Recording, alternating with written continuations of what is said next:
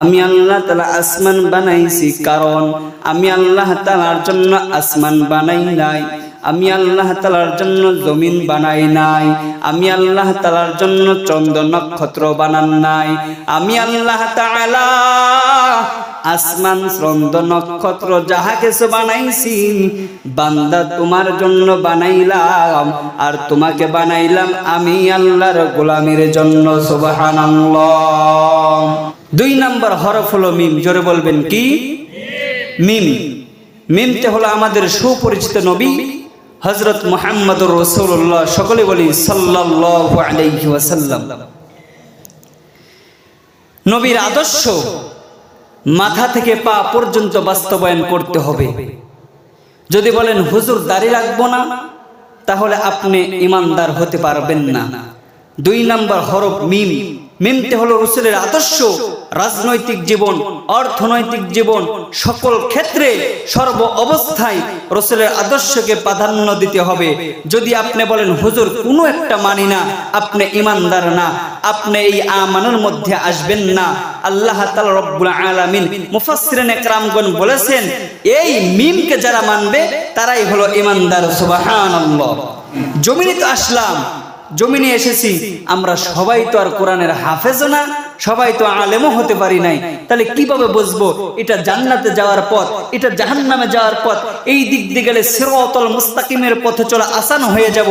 আমি আপনি তো বুঝি না, এই জন্য আমার আপনার মুরব্বি মানা লাগবে কি লাগবে না?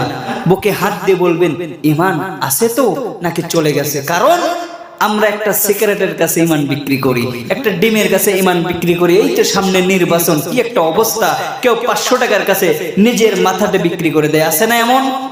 সম্মানিত মুহতারাম হাজিরিন, এদেরকে যদি বলা হয় ভাই আপনি কি ঈমানদার, সেও বলে হ্যাঁ ঈমানদার। যদি আমাকে বলা হয় হুজুর আপনি কি ঈমানদার, আমিও বলবো হ্যাঁ ঈমানদার। একজন ব্যক্তি মসজিদের খতিব সাহেবকে যদি বলা হয় 1000 টাকা দিলে দোয়া দেখবেন উল্টা হয়, অনেক আছে না এমন? আল্লাহ রাসূল বলেছেন আলা সাবধান, একদল উলামায়ে কিরাম থাকবে যারা ইসলাম মের লিবাস লাগায়া উম্মতকে ধোঁকা দিবে। যেমন আমাদের বর্তমান সমাজ না বলে যে আমরা ইসলামী শরিয়াকে মানি না, ইসলামী শরিয়া আমাদের দলের কোথাও নেই, বলে নাই হুজুরের কথা বলছে। তাহলে আপনি বলেন যারা স্পষ্টভাবে এই কথা বলে তাহলে কি তাদের ঈমান থাকবে?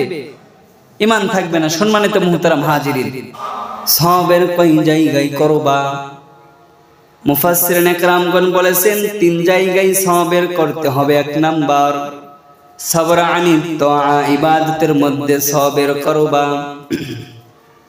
2 নাম্বার সবর ফিল মুসিবা, মুসিবতের মধ্যে সবের করবা।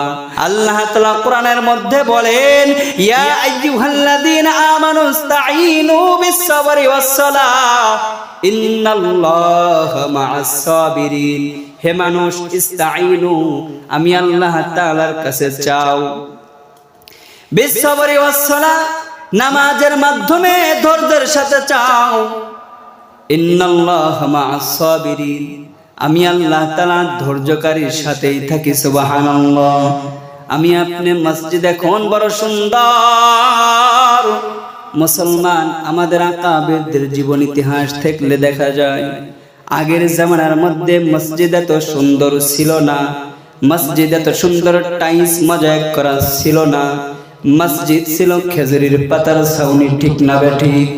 মসজিদের মধ্যে যদি আসমান থেকে 1 ফোঁটা বৃষ্টি পড়তো রে যুবক ভাই ও বৃদ্ধ বাবাজি, 1 ফোঁটা যদি বৃষ্টি পড়তো, ওই বৃষ্টি জমিনে পড়ার পর কাদা হয়ে যাইত, কাদার উপর মুসল্লি সিজদা দিত, ওই জমিন থেকে নুসরত বের হয়ে আসতো, সাহায্য আসতো, ওই জমিন থেকে আল্লাহ তাআলা সাহায্য করত।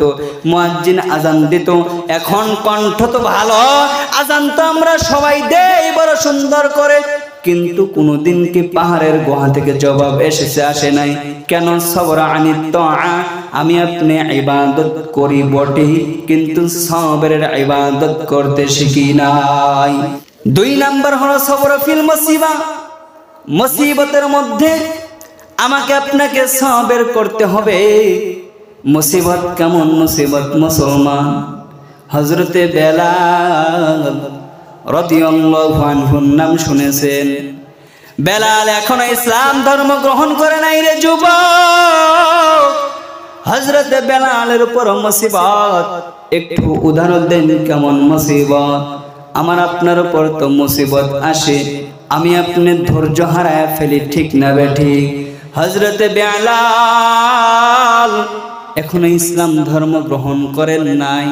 হযরত বেলাল উমাইয়া বিন খলফের দাস ছিলেন, গোলাম ছিলেন। হযরত বেলাল রাদিয়াল্লাহু তাআলা আনহু আফ্রিকার এক কালো মানুষ, ওখান থেকে আসিয়া আল্লাহর রাসূলের হাতে হাত রেখে কালেমা পড়ে মুসলমান হয়ে যায়।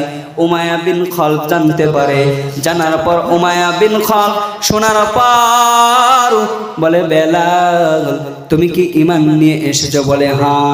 বলে ঈমান ছেড়ে বেলাল চোখের পানি ফেলা কান্না করে, আমি আফ্রিকার জঙ্গলে ছিলাম, আমি একজন কালো মানুষ, আমাকে কেউ চিনত না, আমি মুহাম্মাদের হাতে কালেমা পড়ে মুসলমান হয়ে গেছি, আমি কখনো ঈমান ছাড়তে পারবো না। হযরত বেলালকে আঘাত করার পর হযরত বেলাল বলে, জীবন চলে যাবে, ঈমান ছাড়বো না। এ যুবক, কেন আমরা এরকম অবস্থা হয়ে গেছি? আমরা কেন নামাজ পড়তে চাই না? আমার রাসূলকে হরিণী চিনলো, আমার রাসূলকে বেলালে চিনলো। যুবক, তুমি কেন চিনলা না? আমার রাসূলের জীবনে কি পড়ো নাই? আমার রাসূল যখন সাফা পাহাড়ে দাঁড়াইয়া যখন দাওয়াত দিয়েছিল, রে মুসলমান, আমার আপনার রাসূলকে বলেছিল, তাব্বান লাকা লিহাযা জামাতানা, মুহাম্মদ তুমি ধ্বংস হয়ে যাও, তোমার এই আরবের জমিনে থাকার প্রয়োজন নাই। আমার নবী ডাইনে তাকায় দেখে বাবা নাই, আমার নবী বামে তাকায় দেখে মা নাই। রে যুবক, আমার নবীর কেউ নাই, আমার নবী বড় এতিম, আমার নবী চোখের পানি ফেলা কান্না করে। আরবের মানুষ, তোমরা তো আমাকে চিনলা না। আমার নবী যখন হিজরত করে মদিনায় চলে যায়, আমার নবী বারবার পিছন ফিরে তাকায় আর চোখের পানি ফেলে